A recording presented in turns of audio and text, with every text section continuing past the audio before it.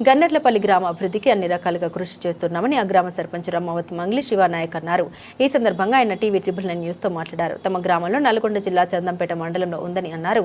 తాను గ్రామ సర్పంచ్గా గెలిచిన తర్వాత గ్రామంలో కొన్ని అభివృద్ధి పనులు చేశామని అన్నారు. నన్ను గెలిపించిన గ్రామ ప్రజలకు ధన్యవాదాలు తెలిపారు.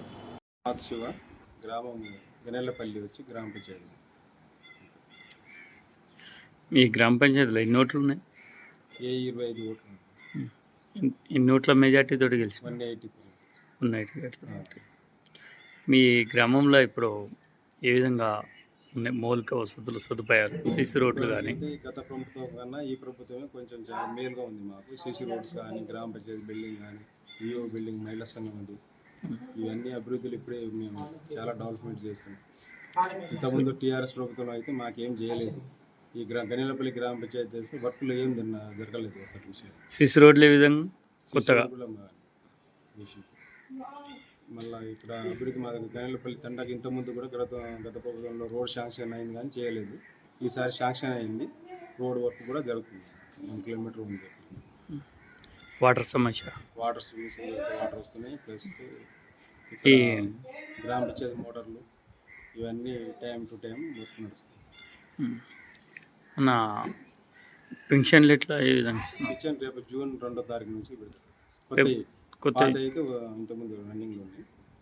జూన్ 2 నుంచి విడుదల అవుతుంది. ఓకే. ఇందిరమ్మ ఇండ్లు ఎన్ని మంజూరైనాయి? మొత్తం 12 ఇల్లులు ఇచ్చారు సార్. రన్నింగ్లో ఉన్నాయి కూడా.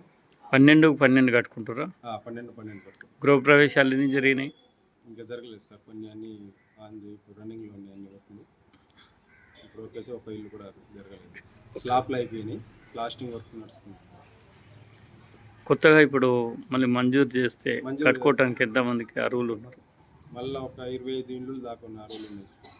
25 ఇండ్లు కట్టుకోవటానికి సిద్ధంగా ఉన్నారు.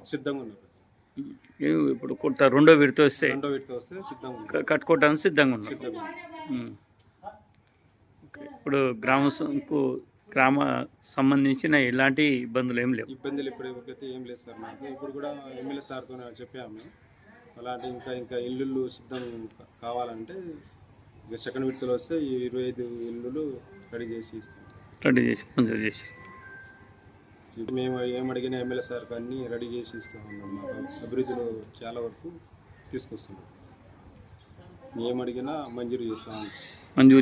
ఎమ్మెల్యే గారు మంజూరు చేస్తున్నారు. ఎలాంటి సమస్యలు గ్రామానికి? ఏం సమస్య లేదు సార్.